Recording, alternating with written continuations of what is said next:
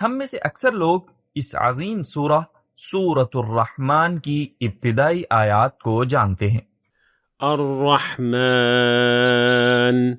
علم القرآن خلق الإنسان علمه البيان۔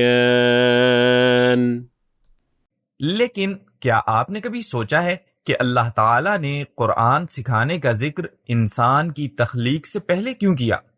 کیا اللہ تعالیٰ نے آدم علیہ السلام کو قرآن سکھانے سے پہلے پیدا نہیں کیا تھا؟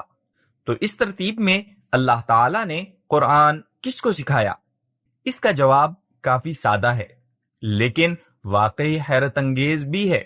ہم یقینی طور پر جانتے ہیں کہ اللہ تعالیٰ نے انسان کو پہلے پیدا کیا اور پھر اسے قرآن سکھایا۔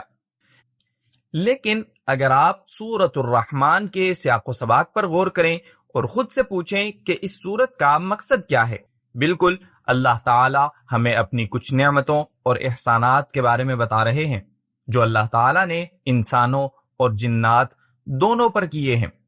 لیکن کیا آپ جانتے ہیں کہ سب سے بڑی نعمت کون سی ہے؟ یہ وہی چیز ہے جس سے اللہ تعالیٰ نے آغاز کیا۔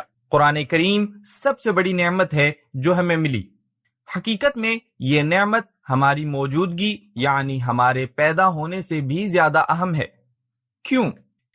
کیونکہ اگر قرآن نہ ہو اور اس کی تعلیمات نہ ہوں جن پر ہم اپنی زندگی میں عمل کرتے ہیں تو ہماری زندگی کسی ایسے جانور سے بہتر نہیں جو صرف اپنی خواہشات کی پیروی کرتا ہے۔